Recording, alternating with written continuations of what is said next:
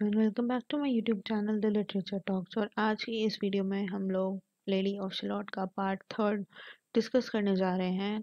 सो इस पार्ट में हम लोग सर लैंसर्ट से इंट्रोड्यूस होंगे इस पोएम में। और सर लैंसर्ट किंग आर्थर के नाइट हैं जो कि अपने हॉर्स पर राइड करते हुए आते हैं और लेडी ऑफ शैलोट के मेंशन के पास से गुजर के जाते हैं। इस पार्ट में हमें इस पोएम का क्लाइमैक्स भी देखने को मिलेगा कि कैसे लेडी ऑफ शैलोट बहुत ही ज़्यादा फैसिनेटेड हो गई नाइट को देखने के लिए, और उस वजह से जो कर्स था उसका इफेक्ट शुरू हो गया। इसमें 5 स्टैंजाज हैं जो हम लोग डिस्कस करने जा रहे हैं। स्टैंजा वाइज हम लोग इसको समझेंगे और पढ़ेंगे और समझेंगे, ठीक है। सो फर्स्ट स्टैंजा हम पहले पढ़ते हैं स्टैंजा को। A bow shot from her bower eaves, he rode between the barley sheaves. The sun came dazzling through the leaves and flamed upon the brazen greaves of bold Sir Lancelot. A red cross knight forever kneeled to a lady in his shield. The sparkled on the yellow field beside remote Shalott. In lines में हमें ये describe किया जा रहा है कि कैसे एक दिन सर लैंसलॉट अपने हॉर्स पर लेडी के मेंशन के पास से गुजरे। वहां से निकल के वो बार्ले की शीव्स के बीच में चले गए, मतलब बार्ले के बंडल्स के बीच में वो वहां चले गए। जो सन था वो उस दिन बहुत ही ब्राइटली शाइन कर रहा था, और उसकी रेज जब ट्रीज की लीव्स के बीच में से गिरती है सर लैंसलॉट के आर्मर के ऊपर जो कि ब्रास से बना होता है, तो वो उसका आर्मर भी बहुत ही ज़्यादा शाइन करने लगता है। और लेडी ऑफ शैलोट उसको ये सनलाइट जब उसको पड़ती है उसके आर्मर से, तो वो देखने जाती है कि कौन है ये। तो वो मिरर में नाइट की रिफ्लेक्शन को देखती है, और वो ये भी देखती है कि सर लैंसलॉट के पास एक शील्ड है और उस शील्ड पे एक रेड क्रॉस का नाइट कार्व्ड है जो अपने घुटनों पे बैठा हुआ है एक लेडी के सामने, जो एक सिंबल है। और वो ये इंडिकेट करता है कि सर लैंसलॉट जो है वो एक शिवलरिक नाइट है, यानी कि वो हर तरह एक लेडी की मदद करने के लिए किसी भी परेशानी में वो सबसे आगे रहेंगे। मतलब अगर किसी लेडी को हेल्प चाहिए होगी तो वो सबसे पहले हेल्प करने आएंगे।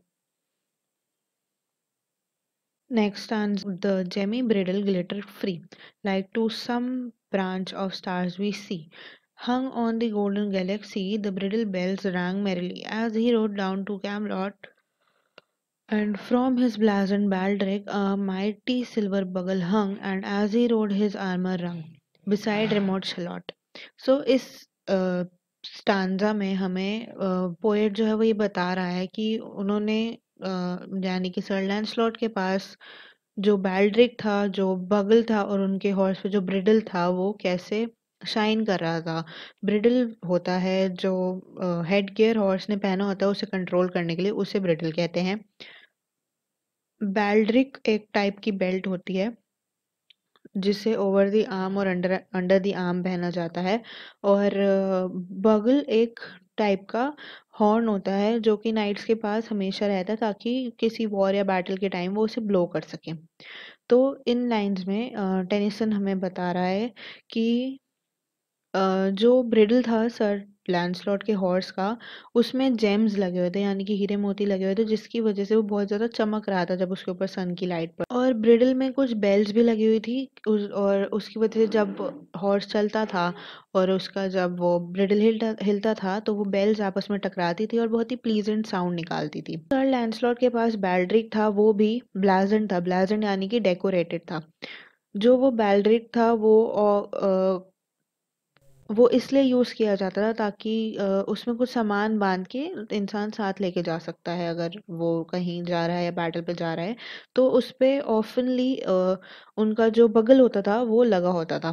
तो ये सब चीज़ें सर लैंसलॉट के पास होती थी, और वो जब आपस में टकराती थी उनका आर्मर और ब्रिडल, वो बैल्ड्रिक, वो जब सब आपस में टकराता था तो वो नॉइस निकालता था, उसकी वजह से बहुत ही नॉइज होती थी। तो अब third paragraph. All in the blue unclouded weather, thick jewel shone the saddle leather, the helmet and the helmet feather burned like one burning flame together as he rode down to Camelot, as often through the purple night. Below the starry cluster bright, some bearded meteor trailing light moves over still Shalott. तो ये जो lines हैं ये describe कर रही है sir Lancelot के helmet को और उनके सैडल लेदर को। तो जो उनका सैडल लेदर था वो भी बहुत ही ज़्यादा ब्राइटली शाइन कर रहा था, क्योंकि उसमें भी जेम्स लगे हुए थे, हीरे लगे हुए थे। तो जब उसके ऊपर सनलाइट पड़ रही थी तो वो भी बहुत ज़्यादा शाइन कर रहा था। और उनका जो हेलमेट था, उनके हेलमेट में फेदर्स थे जो सनशाइन में ऐसे लग रहे थे, सन की लाइट में ऐसे लग रहे थे जैसे कि आग की लपटें हों, फ्लेम हो। जब वो कैमलोट सिटी की तरफ नीचे जा रहे थे तो ऐसा लग रहा था कि या कोई टूटता तारा या मिट्योर जो है अपना रास्ता बनाता हुआ कहीं जा रहा है, उसकी जो ट्रेल होती थी वो दिखाई देती थी। तो इन लाइंस में सर लैंसलॉट के कैमलेट की तरफ जाते हुए जो लाइंस हैं उन्हें शूटिंग स्टार से कंपेयर किया जा रहा है। Next stanza. His broad clear brow in sunlight glowed on burnished hooves. On burnished hooves his war horse strode. From underneath his helmet flowed his coal black curls as on the road. As he rode down to Camelot from the bank and from the river, he flashed into crystal mirror. Tira Lira by the river sang Sir Lancelot. अब इन lines में वो बता रहे हैं कि sir Lancelot जब island के पास से गुजर रहे थे तो उनका फेस जो था, उनका ब्रॉड क्लियर फेस बहुत ही ज़्यादा चमक रहा था सनलाइट में। उनके हॉर्स उनका जो हॉर्स था, जो उसके हूव्स थे, वो भी स्टील के उसके पास शूज़ थे, तो वो शूज़ भी शाइन कर रहे थे सनलाइट की वजह से। और जब वो कैमलोट सिटी की तरफ जा रहे थे, तो उनके हेलमेट में से उनके कर्ली हेयर्स बाहर आके उड़ रहे थे हवा में।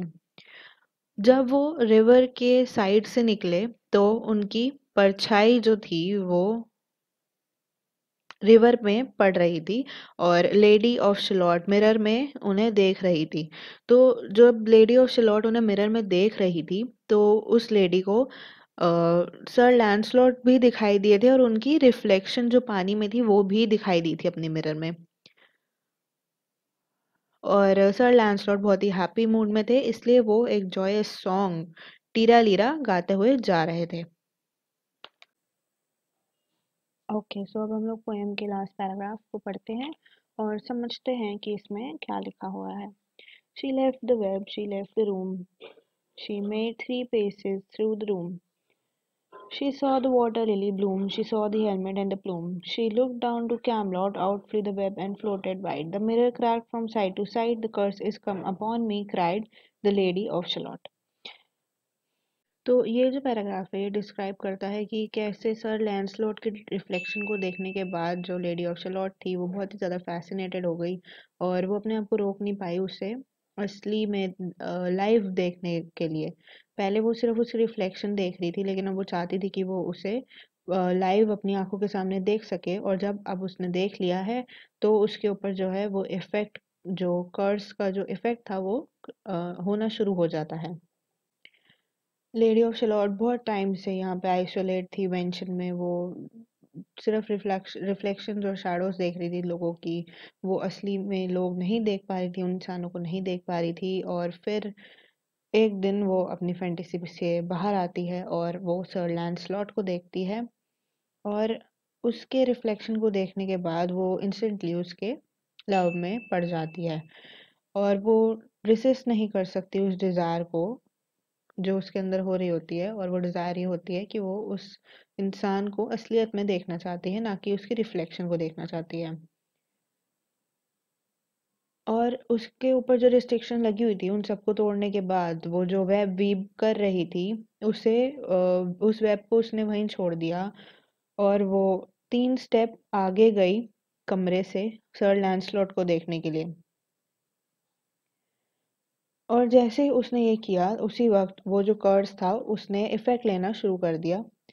वहां पे जो वेब पड़ा था वो अपने आप उड़ के विंडो की तरफ चला गया और उसने उस विंडो की खिड़की मिरर तोड़कर वो बाहर निकल गया वहां से। वो उसने मिरर को साइड बाय साइड तोड़ दिया था और उस लेडी को भी उस टाइम पता लग गया था कि जो कर्स है उसने काम करना शुरू कर दिया है। ओके, सो आज के लिए इतना ही। इस वीडियो में हमने पार्ट 3 करा है लेडी ऑफ शलॉट का। पार्ट 4 की वीडियो भी जल्दी आएगी, तो पार्ट 4 की वीडियो के लिए stay tuned. Thank you for watching.